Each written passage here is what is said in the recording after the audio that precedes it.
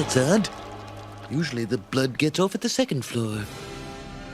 On July 26, 1928, a child was born who would forever change the filmmaking landscape. More than a man, an entity of pure creative madness. So infamous, his films inspired conspiracies about the moon landing, rumors of torture by his cast and crew, and half a century and counting of film classes attempting fruitlessly to excavate answers as to how and why he chose to challenge himself and those around him so obsessively at every imaginable turn. And by the time he was gone, he'd left in his wake literally thousands of pages of notes and storyboards from plans that had either come to naught or half a tome of scribbled lines. But the question remains, who was Kubrick, and how did he know how to so succinctly capture the universal human experience? Coming to bed, honey? Yes, dear. Hello, I'm Zack, and you're watching Zack Makes Movies, the channel where we talk about... You guessed it, Frank Stallone. Today we'll be examining the man Steven Spielberg looked to for advice and wisdom. The man who he's still paying his respects to some 30 years after his death. I didn't even know he was sick. The man, the myth, the eye bags. Stanley Kubrick. Kubrick made only 13 films in his decade-spanning career, and no two were alike. In this ranking video, I'm going to do things a little differently. I'll speak briefly on the first half of his filmography, which overall is the bottom half. Then when I get to the good stuff, I'll go into further detail on the techniques he learned in his earlier projects. Beginning with number 13, Killer's Kiss. To me, you're just an old man. You smell bad. I could kill you right here and now. I like boxing movies and I like crime films. This is not a very compelling one of either of those things. It meanders along at parts. It feels both bloated and thin, like a frightened pufferfish on a diet. And it's not exactly filled to the brim with memorable moments. But it is a step up in cinematography and blocking from his first movie. Number 12, Fear and Desire.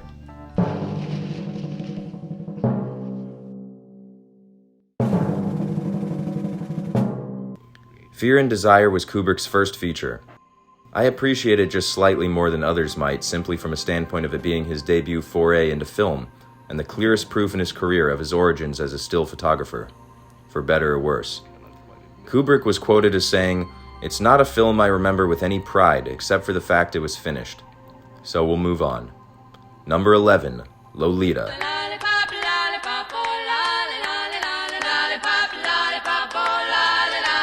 Pass. Number 10, The Killing. The Killing is a 1950s-style noir film that takes place at a horse race. Can't talk about it, that's all. Not even to me, you little shit. I shouldn't have even mentioned I was going to have it. It's a few steps beyond Kubrick's previous two releases in terms of plot, pacing, and cinematography, and it's not a bad film by any stretch of the imagination. It's a nice little project, enjoyable for any and all cinephiles. No, I said cinephiles. There we go. Number 9, Spartacus. I farted. No, I farted. I farted. Guys, I wasn't doing the Spartacus thing. I farted. No, seriously. Spartacus is a long movie starring Kirk Douglas, famous father of Michael Douglas, and Laurence Olivier, father of Martin Lawrence. It's not particularly rewatchable, but it is technically good. And it's got a classic moment in it, which is all Hollywood needs to stamp you into film history forever and ever. But it did inspire this, and that's good enough for me. It's like the end of Spartacus. I have seen that movie half a dozen times, and I still don't know who the real Spartacus is. And that is what makes that movie a classic whodunit. Now to start off our little experiment in learning how Kubrick learned to learn from his own learned learnings, let's flip the script and go backwards. Because despite any technical advancements that may have taken place between 1957 and 1960, we have to go back in time to go forward on this list. Because the next one up may star the same man, but it works about 237 times better. Number 8, Paths of Glory.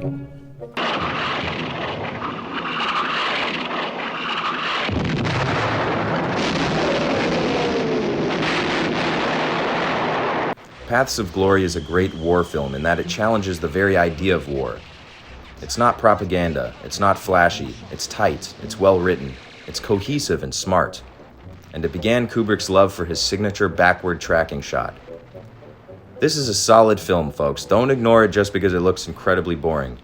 And speaking of movies that look incredibly boring but actually kick ass, number 7, Barry Lyndon. It would require a great philosopher and historian to explain the causes of the famous 7 Years' War. Barry Lyndon is Kubrick's Jackie Brown. Don't make me explain that. It's a brilliantly cinematographed film, shot with high-powered NASA cameras that they let him borrow in exchange for his help with a short film project a few years earlier. Much of the movie is lit only by the fiery light of a candle, and not that fake candlelight crap you get in every other movie, the kind that actually comes from an orange light high above the useless candles.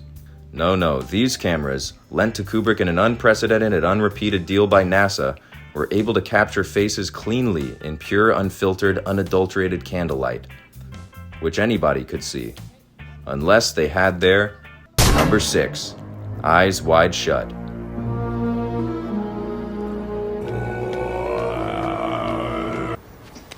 Do you think that's funny?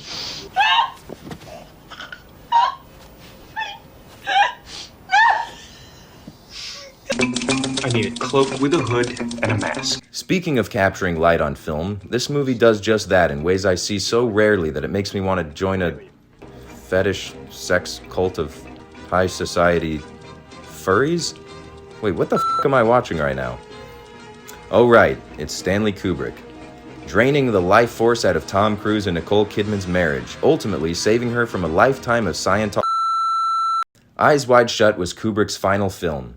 It's hard to say if it's appreciated more or less than it should be because of that fact, but it stands alone in an already unique filmography as a particularly one-of-a-kind movie. Kubrick was famous for being a workaholic. Because I personally am a workaholic. For many years, I was helplessly addicted to workahol. He didn't sit down for a second until post-production on Eyes Wide Shut, when he shut his eyes wide for the final time. Here's a film that will turn you into a vicious, soulless killer. Enjoy.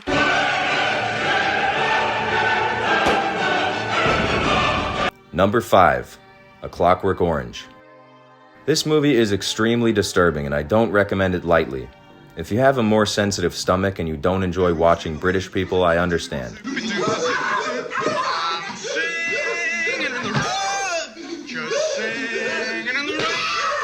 But despite how shitty the characters are, the mock future visuals and utterly bizarre tone make it a one-of-a-kind film, and a fairly solid adaptation of Anthony Burgess's weird-ass novel. This film is a personal favorite to psychopaths everywhere, and I for one believe the psychopaths deserve to enjoy fine cinema just as everyone else. A Clockwork Orange explores themes of recidivism, redemption, and revenge. It questions whether a person can truly be rehabilitated, and leaves us with shaky results. The lengths that Malcolm McDowell and his castmates went to and the pains they suffered to make this movie are hard to imagine in today's cushy environment of safety protocol and not wanting to get your eyeballs scraped off. Nevertheless, it's pretty difficult to watch, I'm not gonna lie. I think they should have just given him a taste of his own medicine. This movie is funny in a sick kind of way, and the next movie is kind of sick in a funny kind of way.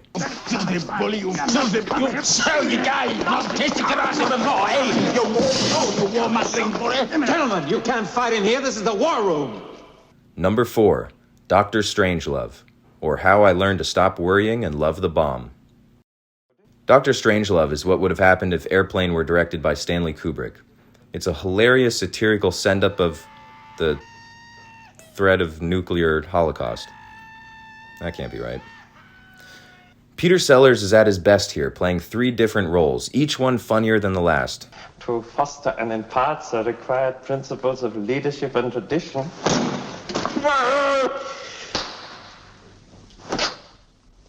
And the rest of the supporting players are equally well cast, providing for moments like these.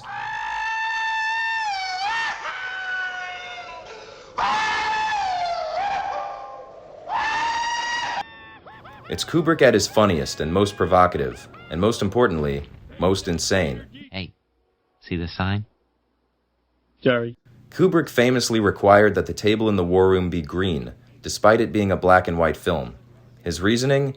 He wanted the actors to feel like they were playing poker.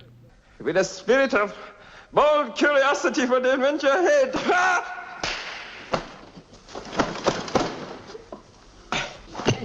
It's some of Sellers' best work outside of the Pink Panther, and it's one of the most visceral projects Kubrick has ever made, short of a movie like number 3, Full Metal Jacket.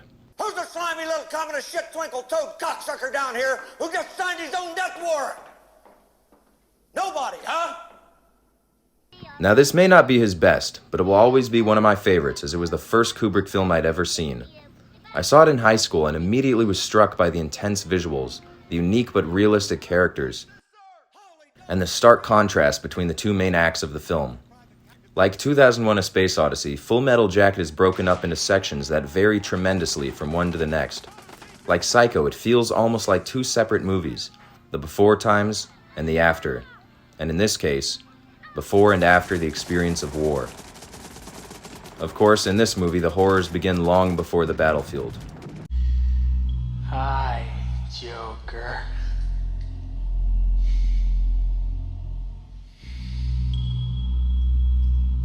The boot camp sequence starring the late legendary Sergeant Lee Ermey are cinematic gold, and have since served as the epitome of the genre.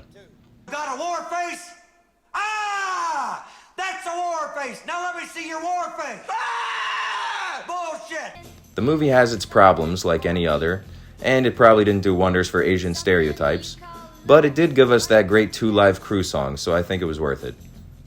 Full Metal Jacket was technically Kubrick's 5th war film, pooling the techniques he picked up in Fear and Desire, Paths of Glory, Spartacus, and Barry Lyndon, and mastering many of them in ways he hadn't before.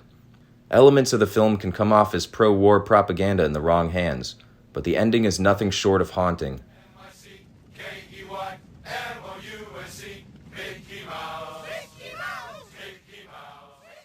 But not as haunting as this.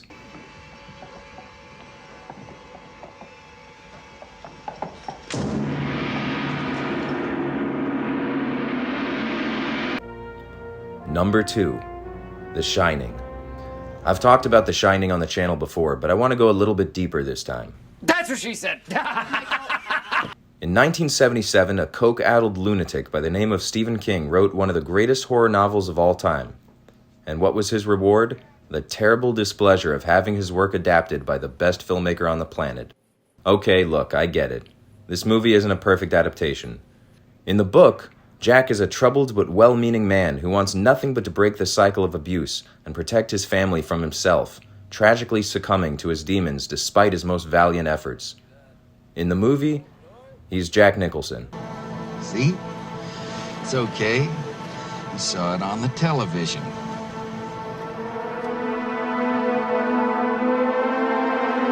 The differences between the two are stark. And yes, there are a couple of things in particular left behind in the novel that if adapted well could have been truly iconic. But, when King was given the opportunity to do it himself, we ended up with this.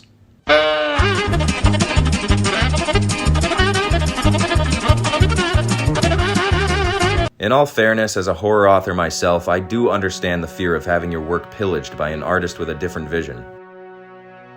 King himself summed it up beautifully with this colorful metaphor. In my novel, the hotel burns. In Kubrick's movie, the hotel freezes. It's the difference between warmth and cold. And bitter he remained until finally, one day, the Messiah returned to bridge the divide once and for all. Well, hi there.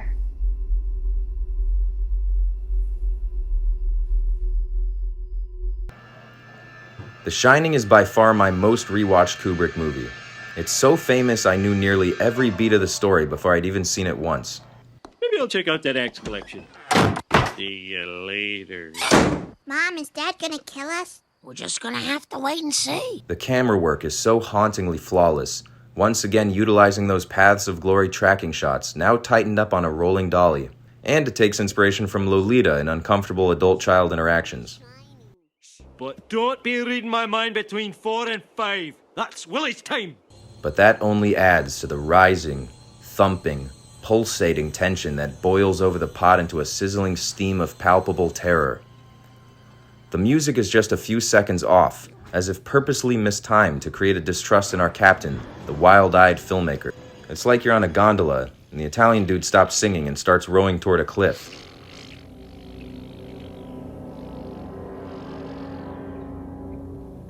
Everything in this movie works for me, except the helicopter shadow in the opening shot, which only exists because the wider aspect ratio is now used, revealing more of the frame than he had signed off on. Here's Johnny! Don't! But other than that, it's a perfect film. Nope, wait. This is.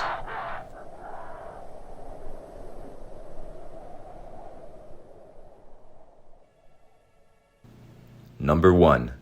2001, A Space Odyssey. Open the pod bay doors, Hal. I'm sorry, Dave. I'm afraid I can't do that. I saw 2001, A Space Odyssey when I was 18 on a laptop screen. Then I saw it again on television. And then I saw it when I was 19 in a packed midnight showing at the New Art Theater. And my mind was blown every time. 2001 starts at the dawn of civilization as a pack of early humanoid primates congregate around an obsidian obelisk to be enlightened, bestowed with the abilities to utilize tools as a weapon against their predators, their prey, and of course, ultimately, one another. And it ends with a baby in space. What does it mean? What does anything mean? I don't know, man. I don't know. But it's the only film I can think of that successfully tackles the subject of life, aside from The Lion King, of course.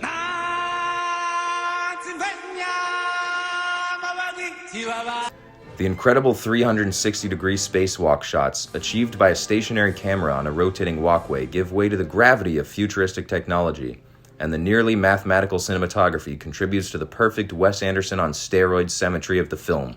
The music, composed by Jerry Goldsmith, lends to the spectacular scope of the story, dropping you right into the future with one singular note. The visuals, showcased in such scenes as f***ing all of them, blow away almost every sci-fi film before or since. And the themes of evolution, rebirth, humanity's endless quest for more, its endless quest for answers, and its inevitable fall from grace, from morality, selfishness, fear, emotions that lead to violence, from the dawn of man to the rise of the machines. Machine, eh? Yep, a machine. I've introduced multiple people to this movie, and the one thing about the movie that I always say about the movie is that this movie is not a movie. 2001: A Space Odyssey is more than a movie. It's more than most pieces of art across all mediums. It's a declarative statement, in my generally correct opinion, that film is indeed the most effective, the most efficient, the most ideal medium of art. And if you can do it right, you end up with this.